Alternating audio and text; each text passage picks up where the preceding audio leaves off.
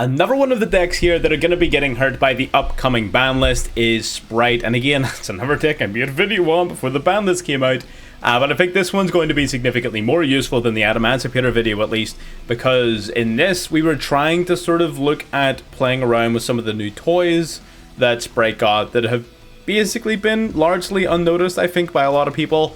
I know a lot of people have picked up and looked at the like of the Pit Knight. But I mean, I know myself, initially when this came out, I did not make the connection between this and Spright, and I probably should have. Things like these Soul Scissors as well, didn't make the connection between it. Well, I mean, I did, but many people haven't because it doesn't really see any play. Could just be because it's bad. I feel like Spright, yeah, it's definitely going to be missing its Jet and Swap Frog. I mean, 100%, obviously, those are going to be big hits. But I don't think it's going to impact the function of the deck too much. I think it's still going to look pretty much identical. It's still going to play pretty much identically. We are going to talk at the end and do an actual full deck profile on this deck in particular. I know we didn't do one for Emancipators, but that was a one-off. But this one we're going to do a full deck profile on, and yeah, we're going to show off a few games. We've got 3 replays lined up that shows off. I believe it shows off at least the Pit Knight, as well as some of the other maneuvers the deck can do. Some interesting games that we had. Not really any like full blast, full combo stuff, because that's just us clicking buttons for 6 minutes and then our opponent surrendering, right? I didn't want to show that off. I did want to show off primarily just some interesting gameplay. So we're going to get that up and running. Going to do deck profile at the end. So if you're interested in this style of content or anything else that we do here on the channel, be it our live streams, be it our deck profiles, be it whatever, subscribe, like the video if you want to help out. And if you want to help out a little bit more, and if you have the means available for you to do so, you can also join us as a member if you want to show that little bit of extra support. We would definitely appreciate anyone and everyone who is willing to go that extra mile for the channel, absolutely. So if you have that ability to do so, why not? But if subscribing, like the video, is more than enough. And you can leave down below what your thoughts on the Spright hits are. Like, do you think Spright's still going to be tier 3? Do you think it's going to be tier 2? Do you think with tier limits going down in popularity as well as branded also being hit, do you think maybe Sprights are in a better position potentially to what they were in?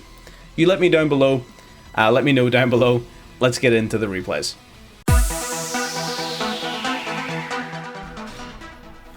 This is a duel against a fellow dying breed, taking on some tier limits here. We're going to start with normal summoning the Nimble Beaver. That's going to be met with a Havness. We decided to go Max C on the off chance our opponent does some like crazy plays here off of this Havness. They're going to summon it out. They're going to mill 3. What did they mill? They milled nothing. So the Maxi was totally unnecessary. We're going to link summon now off into Spright Elves. We're going to use Ronin Totem in the graveyard, banishing a Swap Frog. So this is where, of course, the impact is going to be. You're not going to be able to do that play as consistently. But it's not a massive issue relative to the deck's capabilities. We're going to go for the Pit Knight here. We're going to go Ronin Totem, banishing the other Swap Frog, bringing it back yet again. We're going to go Spright Elf, bringing back the Nimble Angler, using these two in an Exceed summon for the Gigantic Spright. Gigantic Spright then activating its effect and getting met with an Ash Blossom. Not good. Very bad, actually. That sort of sucks to be us right now, but we're definitely not out of options just yet. We're going to go for Spright Sprint here. Sprint then going to activate its effect, sending an Angler to the graveyard. We're going to activate Angler, summoning out 2 Beavers. We're going to use the Beavers to go into Milthy of the Forest. Now we're going to use Milthy of the Forest, detaching a material, grabbing ourselves a Milthy Caddy. It's unfortunate that we already had Penny in hand, but what are you going to do? Cry?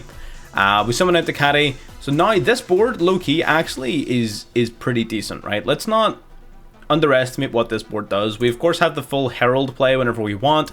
We have Spright Elf, which will allow our... We can basically bring back the Pit Knight. We can use our Sprint to be bouncing a card back to our opponent's hand and everything. We have the Imperm, of course. So there's quite a few useful things going on here with this hand. I think we're definitely in a very solid position. Spright Elf going to bring back the Pit Knight here so that if we do need to use the effect of our Milthy, we can start negating cards. But our opponent didn't even want to try playing through it. And there you go. It wasn't exactly a super interactive tier limit match, but we did manage to set up a few cool cards there. This happens a lot. I was really trying to get like super spectacular games here with Spright, but a lot of people just do not want to try and play through a Spright board. They just simply don't. So you're going to net yourself a lot of free wins just by setting up a few interruptions. But either way, the next 2 games they're against a couple of nut jobs, but let's get a look at them. Alright, getting into game 2 here, we are going second this time. Our opponent's going to open up with Kashtira, Rise Heart, banishing a card from their deck. They're going to banish them from ours, and they're going to end their turn. Now you're thinking to yourself, well, this seems like a very weak opening board. Why are you even showing this off?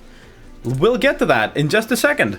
We're going to draw blue for turn. Perfect. We're going to go Spright red here, normal summon it. Unfortunately, they do have the Maxi, but we decide, we spy that little Gamma Burst in our hand. We sort of think to ourselves, you know what? I'm finna beat his ass anyway. We're gonna go grabbing red. We're gonna special summon the Jet. Jet gets searching for starter, and now we're gonna special summon out the red. We're gonna activate starter, can summon out the blue, and we just decide, I'm just finna beat your ass. That's it. I've got lethal. What are you gonna do about lethal damage? You know, easy dubs. They've got Safe Zone of all cards. This throws me back to like when I was first playing Yu-Gi-Oh as a child. He's got Safe Zone, and unironically, it saves him from lethal damage. We don't have enough to get lethal over his Rise Heart. That is incredible. We're setting a card. We didn't want to do any crazy link shenanigans because we already let him draw like a million cards. So we were thinking to ourselves like, all right, let's chill for just a second. They're gonna go Extrav here. Extrav banishing 6, draw 2. Now they're gonna go for Lullaby of Obedience. Unfortunately, they call Spright Jet. We have one in the field, and they banished our only other copy, so the Spright Jet isn't able to claim anything. But they go for Jaugen, the Spiritualist. They now have the option to lock us out of special summoning all monsters, and because of Moon Mirror Shield, the Jaugen can't be destroyed by battle. Anytime it would battle, its attack becomes 100 points higher than the highest stat of whatever monster it battles. It will always be stronger than the opponent's monster. Unfortunately, our opponent doesn't believe in Imperm, so we Imperm the column, negate the Moon Mirror Shield, and there you go. I just wanted to show that one off. I just couldn't believe that entire game happened. Like, Safe Zone on the Rise Heart into Jaugen Moon Mirror Shield was just crazy. I just needed to show that off and show that that was actually happening. Jaugen is actually, unironically, not a terrible card right now if you wanted to be a degenerate. I just thought that was pretty neat. Let's keep her going.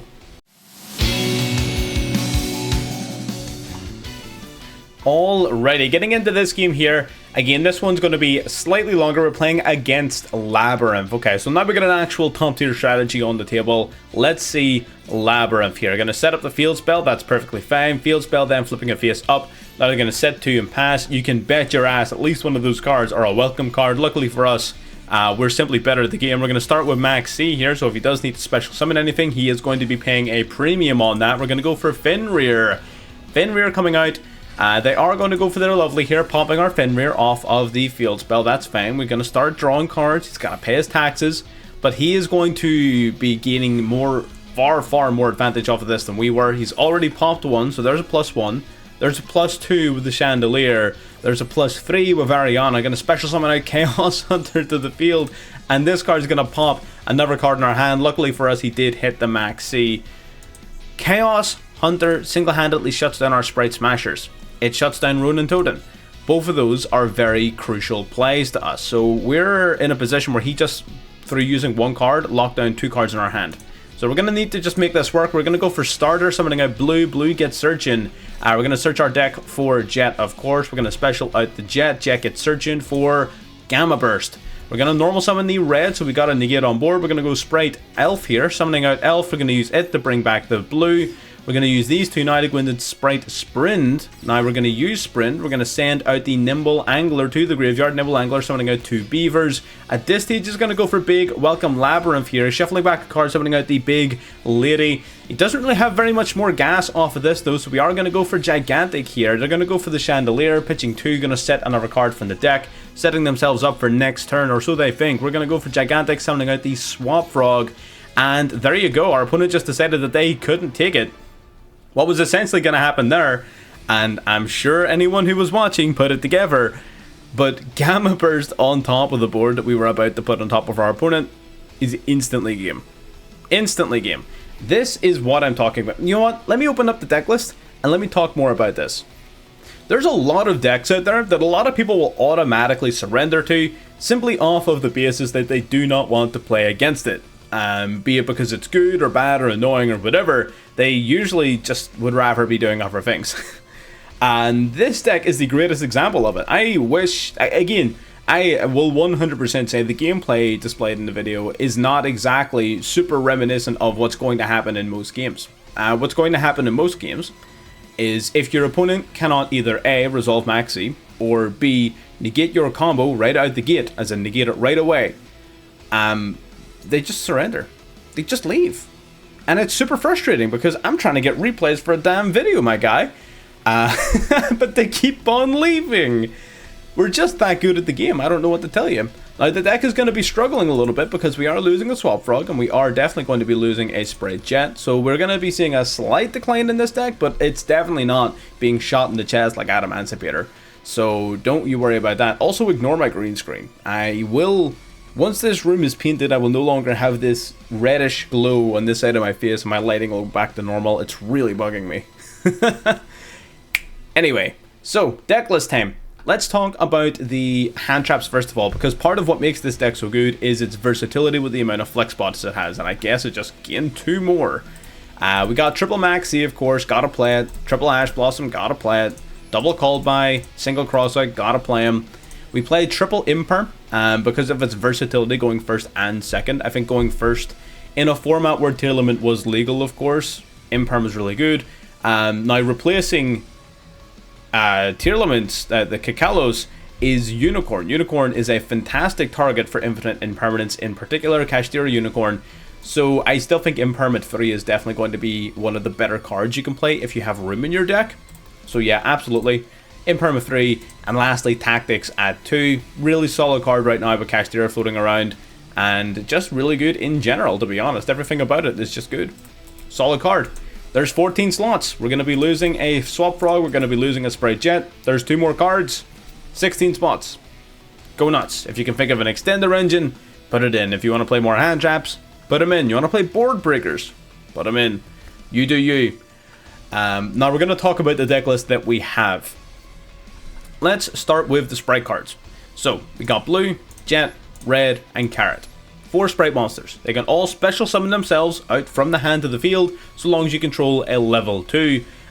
With Red and Carrot, you can also use a Link 2. With Blue and Jet, you can also use a Rank 2. So as long as you control a 2, you can summon these guys out to the field with ease. Special summon them out, spam the board. Easy dubs. Now, Blue and Jet will, when special summoned, search for cards. Blue will search a monster, Jet will search a spell or trap.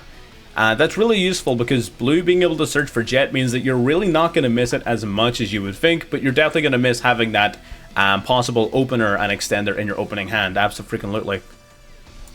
Red and Carrot, instead of having a search effect, they can each tribute another level, rank, or link 2 monster to negate a monster effect or a spell or trap effect, respectively, once per turn, as well as destroying it if you tributed either a link or rank 2.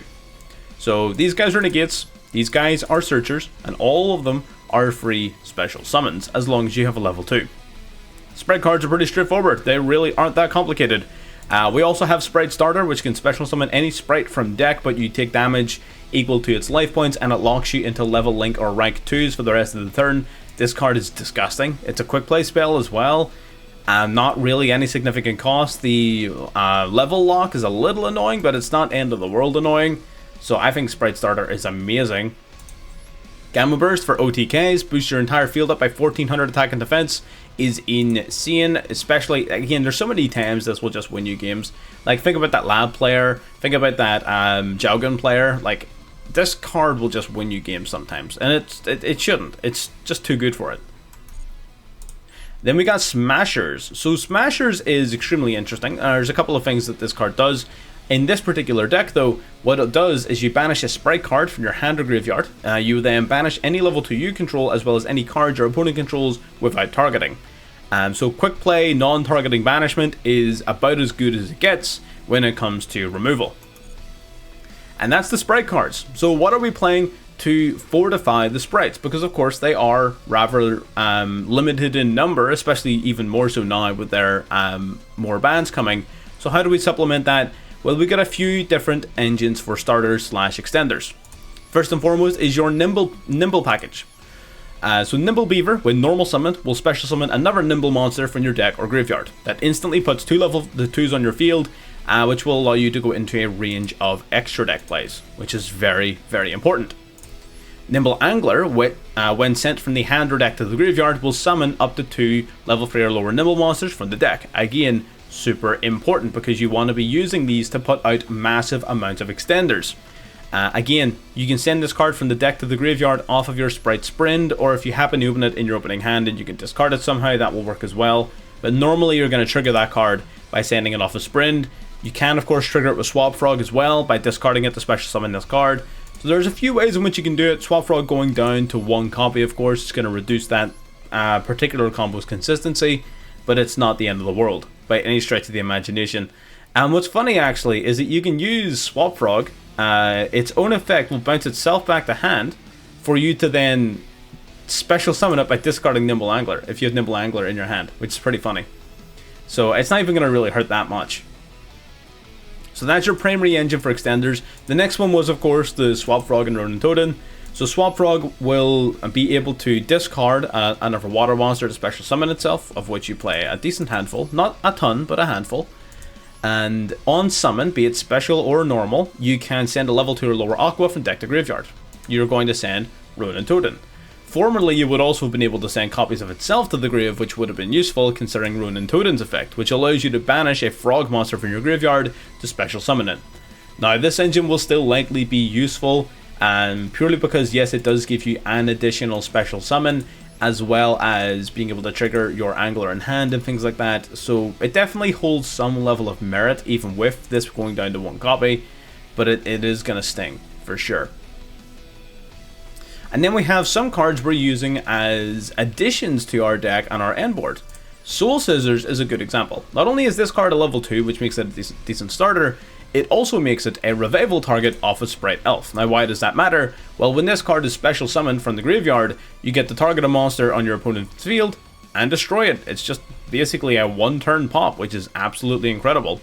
You can also, if a monster in the field is destroyed, you can special summon this card from your grave, but it gets banished when it next leaves the field. So it is also, in certain circumstances, an extender. I really like Soul Scissors. I don't know why it doesn't see any play. Like, I would expect it to see limited play, but it sees none.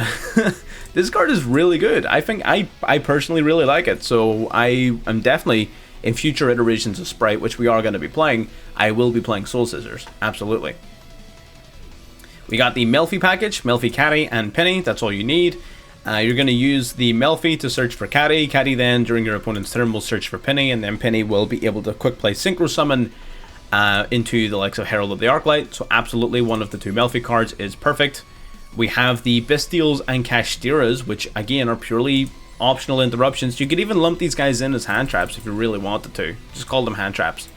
But I like them. I think the extra board presence is very important in certain circumstances.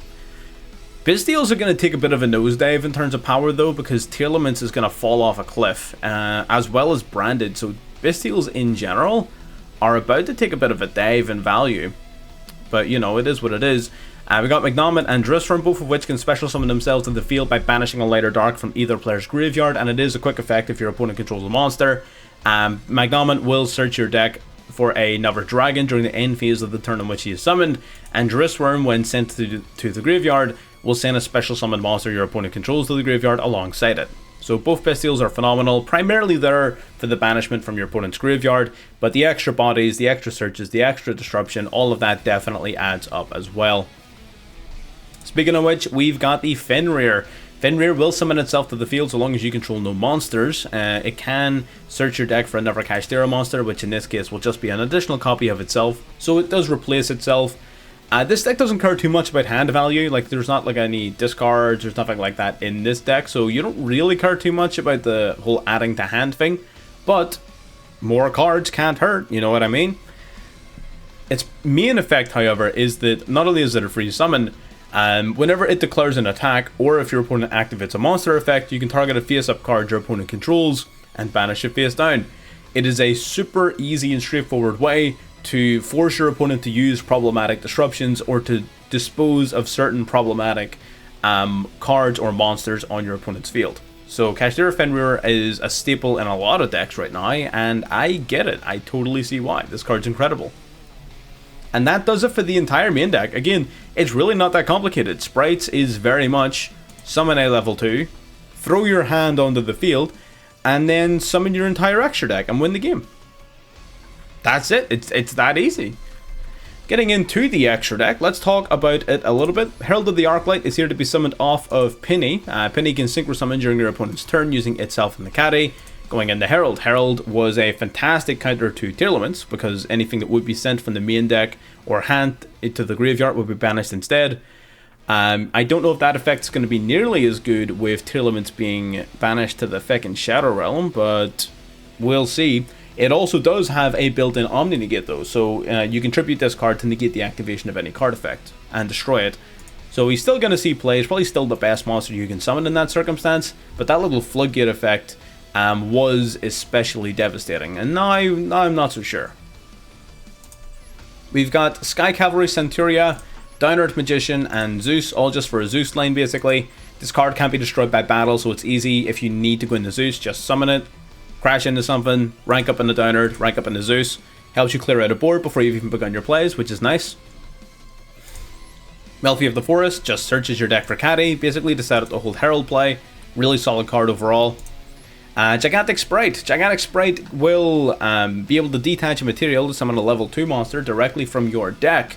But for the rest of that turn, you can only summon level, rank, or link 2s. So it 2-locks you, but you get to summon any monster from your deck, which is insane. Absolutely playing 2 of this a card. It's nuts.